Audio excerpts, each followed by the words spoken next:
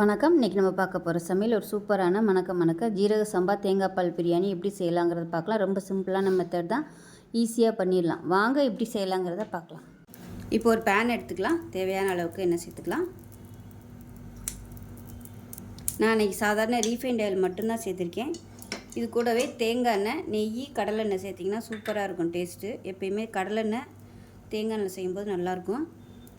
இப்போ எண்ணெய் சூடாகிடுச்சு. ஒரு பிரியாணியில் 2 துண்டு பட்டை, 2 ஏலக்காய், 4 கிராம்பு சேர்த்துக்கலாம். நல்லா பொரியட்டும்.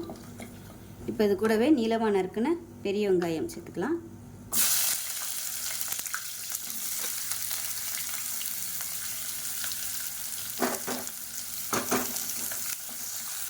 வெங்காயம் வதங்குறதுக்கு உப்பு சேர்த்துக்கலாம். இப்போ இதில் ஒரு கை அளவுக்கு புதினா சேர்த்துக்கலாம்.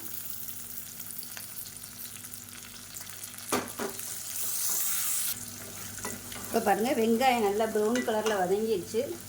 இப்போ இதில் நல்லா 2 டேபிள் ஸ்பூன் வர மாதிரி பூண்டு பேஸ்ட் அரைச்சி வச்சுருக்கேன். தனித்தனியாக தான் சேர்த்துருக்கேன். இப்போ இதையும் சேர்த்து வதக்கிக்கலாம். இப்போ இஞ்சி பேஸ்ட் எடுத்துக்கலாம். பூண்டை விட இஞ்சி கம்மியாக இருக்கணும் அளவு. இப்போ இதையும் சேர்த்து நல்லா வதக்கி விட்டுக்கலாம்.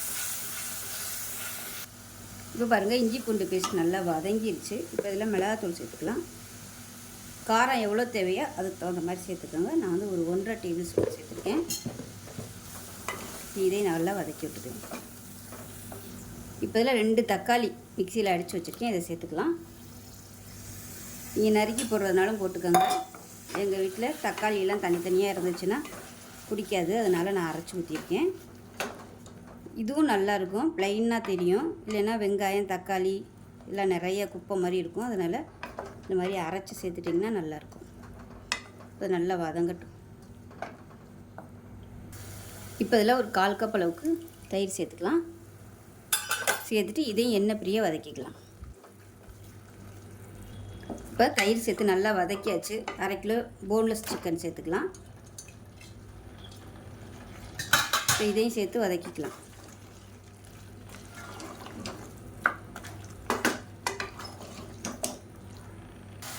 இப்போ ஒரு 4 பச்சை மிளகாயை 2ஆக கீறிட்டு சேர்த்துக்கலாம். நல்லா வதக்கியாச்சு. இந்த ஸ்டேஜில் தேங்காய் பால் எடுத்து வச்சுருக்கேன். இந்த டம்ளரில் தான் 1 டம்ளருக்கு ஜீரக சம்பா அரிசி எடுத்து ஊற வச்சு வச்சுருக்கேன். இப்போ அதே டம்ளரில் 1 டம்ளருக்கு தேங்காய் பால் சேர்த்துக்கலாம். மீதி 3/4 டம்ளருக்கு சாதாரண தண்ணி சேர்த்துக்கலாம். ஏன்னா சிக்கனில் இருந்தும் தண்ணி வரும், அதனால் ஒரு 1/4 டம்ளருக்கு தண்ணி வந்து நான் கம்மி பண்ணி வச்சுருக்கேன். இப்போ குக்கரை மூடி வச்சிடலாம். நீங்கள் டைரெக்டாக இப்படியே கொதிக்க விட்றதுனாலும் விட்டுக்கலாம். நான் ஒரு 3 விசில் வைக்க போகிறேன். அப்போ தான் சிக்கன் நல்லா வேகும், இல்லைன்னா வேகாது. கொத்தமல்லியில் சேர்த்துட்டு குக்கரை மூடி வச்சிடலாம். மூடி வச்சுட்டு ஒரு 3 விசில் விட்டுட்டு ஸ்டீம்லாம் நல்லா இறங்கினதுக்கப்புறம் பார்க்கலாம். இப்போ பாருங்கள், ஸ்டீம் வந்து நான் உடனே இறக்கி விட்டுட்டேன். உங்களுக்கு டைம் இருந்துச்சுன்னா ஸ்டீம் நல்லா ரிலீஸ் ஆனதுக்கப்புறமா நீங்கள் அரிசியை சேர்த்துக்கோங்க. நான் வந்து கொஞ்சம் உடனே எடுத்துட்டேன். இப்போ இதில் இது கொதிக்கட்டும், கொதிக்க ஆரம்பிக்கட்டும். இப்போ இதில் ஒரு 1/2 டேபிள் ஸ்பூன் அளவுக்கு லெமன் ஜூஸ் சேர்த்துக்கலாம். அது கூடவே 1/4 டீஸ்பூன் போல் கரம் மசாலா, பட்டை, கிராம்பு, ஏலக்காய் இது 3 பொடி பண்ணதை சேர்த்துக்கலாம். உப்பு டேஸ்ட் பண்ணி பார்த்துக்கலாம். உப்பு கம்மியாக இருக்குது, உப்பு சேர்த்துக்கலாம். கொஞ்சம் சுள்ளுன்னு இருக்கணும் உப்பு, அப்போ தான் சாதம் போடையில் கரெக்டாக வரும். இப்போ நல்லா கலந்து விட்டுட்டு ஜீரக சம்பா அரிசி 1/4 கிலோ எடுத்துருக்கேன், அதை சேர்த்துக்கலாம். 1/4 கிலோவுக்கு நான் 1/2 கிலோ சிக்கன் சேர்த்துருக்கேன். 1/4 கிலோவுக்கு 1/4 கிலோ சிக்கனும் சேர்க்கலாம். 1/2 கிலோ சேர்த்திங்கன்னா டேஸ்ட்டு நல்லாயிருக்கும். ஊற வச்சு தண்ணியை வடிச்சிட்டு வச்சுருக்கேன். அதை நல்லா கலந்து விட்டுட்டு அடியிலேருந்து கலந்து விட்டுக்கணும். கலந்து விட்டுட்டு குக்கரை மூடி வச்சிடலாம்.